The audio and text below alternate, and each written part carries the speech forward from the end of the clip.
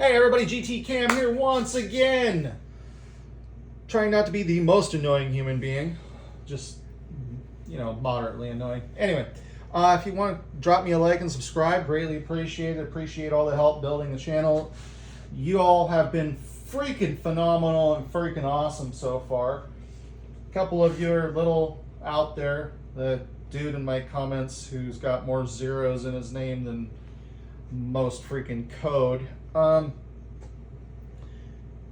Yeah, he's, I don't know what sort of weird snap-on crack he's on. But anyway, some famous person whose name I have forgotten was once quoted as saying, if you give me a long enough lever, I can move the world. And nowhere is that more true probably than wrenches, all right? And so what I wanted to do today is quick touch on if you had to pick one wrench line or one option from your wrenches to purchase out of the Icon line, what would it be?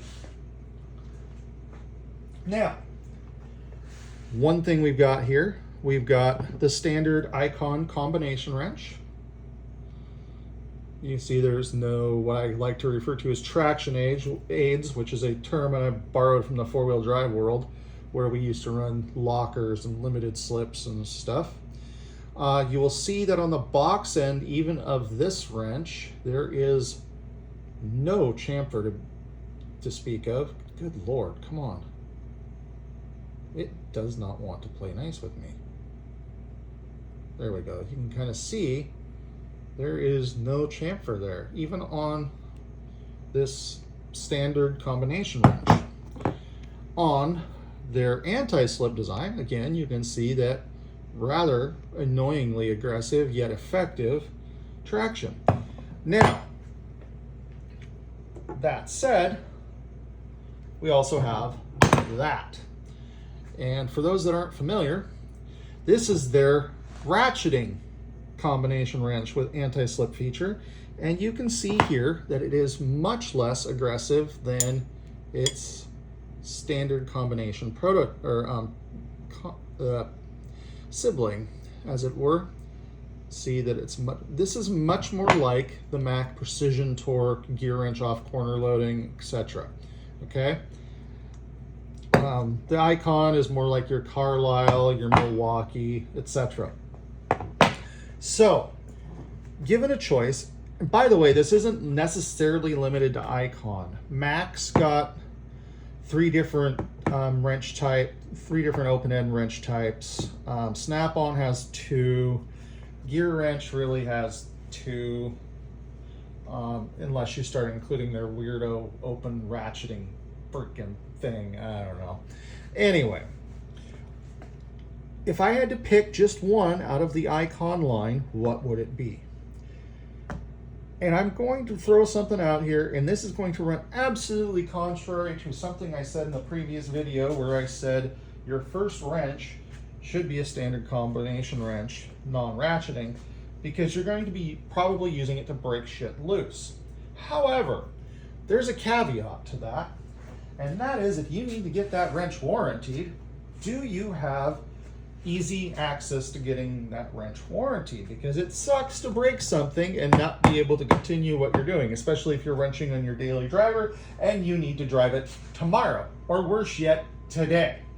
So, with that in mind, because I have a Harbor Freight that's about 10 minutes away from me and it's between me and work, I'm inclined to go with Icon's ratcheting anti-slip combination wrench. First of all, it's a mild anti-slip. This is the kind of anti-slip you use to keep you from rounding the fastener to begin with. This is the kind of anti-slip where you're one step short of, I'm going to grab a torch and turn this thing to liquid.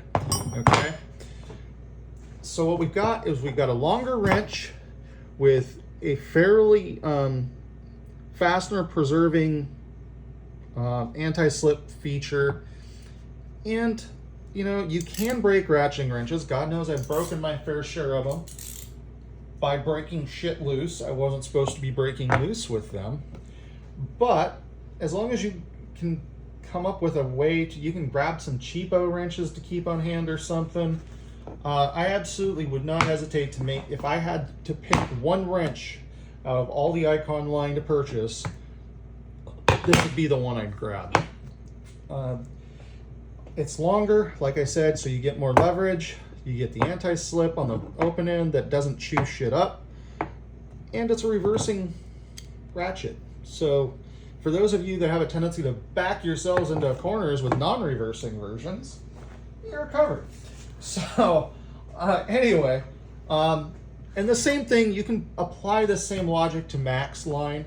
Max Precision Torque line is going to be a lot more similar. I haven't checked to see if they do that on their ratcheting wrenches, but I believe they do.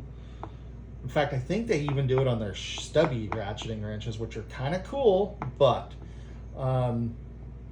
now, let me throw one other thing out there. Being that this is a long pattern wrench,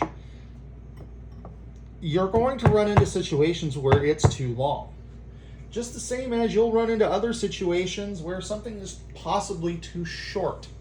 If you need to break it loose and you don't, and you've only got this much wrench, well, that shit sucks.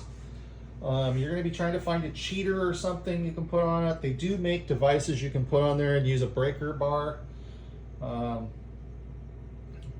You do what you will, but if I had to start out picking just one thing, I would grab this. And then if I needed stubby wrenches to get by with something until I could afford more, I'd grab some cheapo Cobalts or something like that.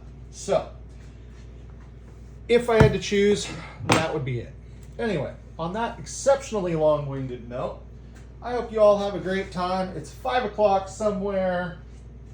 Don't add to the population, don't subtract from the population, and stay the F out of jail. But if you do go, make it a good story. On that note, y'all have a good time. GT Cam out.